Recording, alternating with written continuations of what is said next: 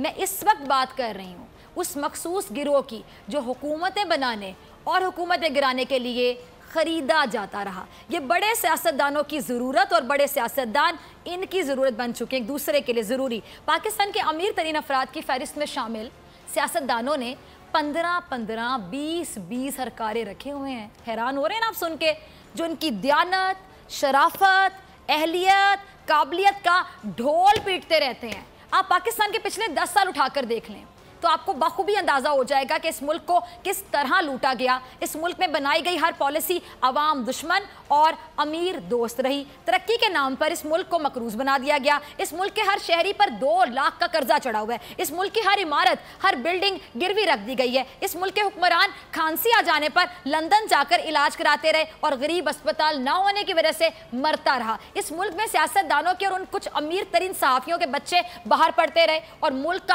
आम आदमी अपने बच्चे को तालीम दिलवाने के लिए दर दर भटकता रहा। लेकिन इस मुल्क की हालत ना बदली गई।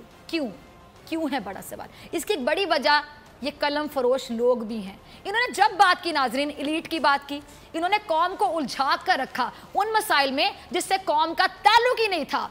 इन्होंने ग्रास रूट लेवल की बात की ही नहीं। इनके मौजूआत क्या रहे सुनिए जरा। आप एक एक बात को सेकंड करेंगे। सही कह रही है डॉक्टर फिजा। शहबाज शरीफ लंदन में बीमारी का इलाज कराने चले गए, इनका मौजू ये रहा। या इनका मौजू रहा नवाज शरीफ ने एक बीमार की इयादत कर ली।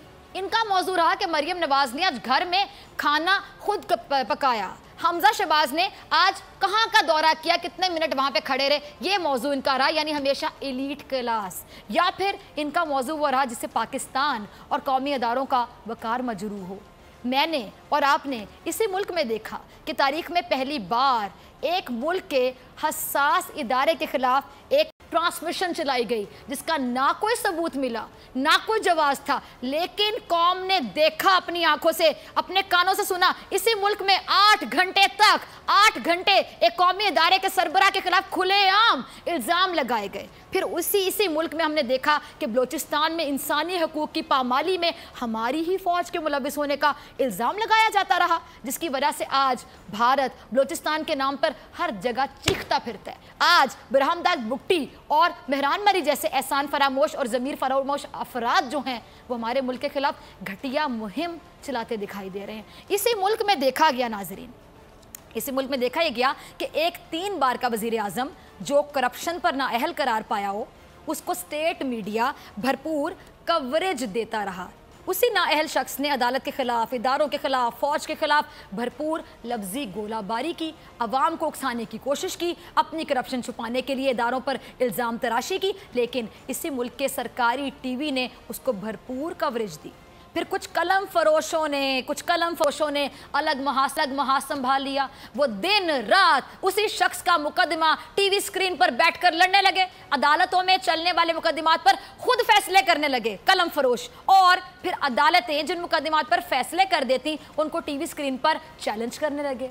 अच्छा नाज़रीन, आज माशरे में अगर सबसे ज़्यादा ख़तरनाक कोई गिरोह है या ग्रुप है तो वो यकीन जानिए इन्हीं कलम फरोशों का गिरोह है। इनसे कभी किसी ने सवाल किया? नहीं किया, आज तक ना किया। इनकी जायदादों से मुताल्लिक किसी की हिम्मत ही नहीं हुई कि पूछा जा सके।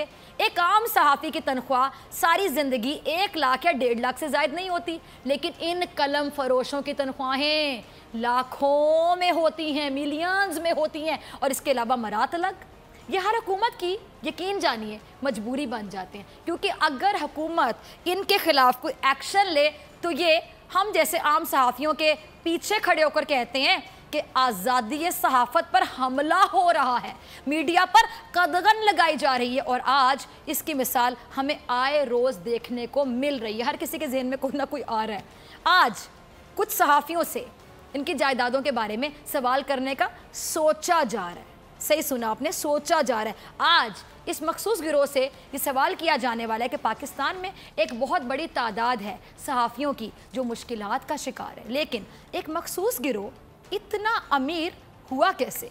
जमहूरियत ख़तरे में जब भी गई एहतसाब और सवाल पूछने की वजह से गई। जमहूरियत को ख़तरा सिर्फ साबिक हुक्मरानों से सवाल पूछे जाने से नहीं होता, बल्कि इन कुछ सहाफ़ियों से सवाल पूछे जाने पर भी ख़तरा होता है। ये लोग हर साजिश का हिस्सा बने रहे। इन लोगों की वजह से डॉन लीक्स जैसे काम हुए, हमने देखा पार्ट 1 पार्ट 2 इतने के पार्ट्स में आना शुरू हो जाते, पार्ट 1 पार्ट 2। इनकी वजह से पाक फौज पर आलमी मीडिया भी इल्ज़ामात लगाता रहा। इनकी सहाफ़त यही है कि इन लोगों का दिफा करो जिनसे इनके मुफादात जुड़े हुए हैं।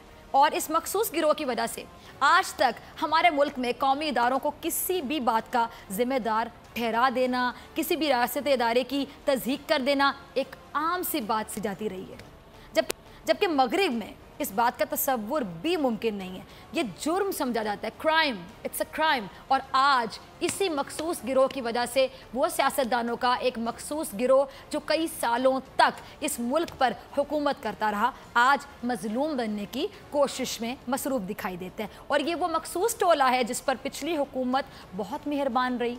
इस मखसूस टोले को करोड़ों और अरबों के सरकारी इश्तिहारात से नवाजा जाता रहा। इस मखसूस नाम नेहाद सहाफ़ती टोले ने नवाज शरीफ को तैयब उर्दगान कभी बनाने की कोशिश की, कभी नेल्सन मंडेला बनाने की कोशिश की, और आज यही टोला आज़ादी सहाफ़त पर कदगन का रोना रो रहा है। आज जैसे नवाज शरीफ और आसिफ अली जरदारी को अपनी जमहूरियत ख़तरे में नज़र आ रही है, वैसे ही इस मखसूस टोले को अपनी आज़ादी सहाफ़त ख़तरे में नज़र आ रही है। आज ये इन गरीब सहाफ़ियों और मिडिल क्लास सहाफ़ियों के साथ खड़े इसलिए नज़र आ रहे हैं क्योंकि इन अमीर या फिर पेड सहाफ़ियों को अपनी जायदादें भी ख़तरे में नज़र आ रही हैं। आज ये कह रहे हैं नाजरीन कि खुलकर हम नाम लेंगे, आज ये कह रहे हैं कि आओ मुझे गिरफ्तार करो, तो इसलिए क्योंकि इनको यकीन हो रहा है कि इनकी गिरफ्तारी होने वाली है।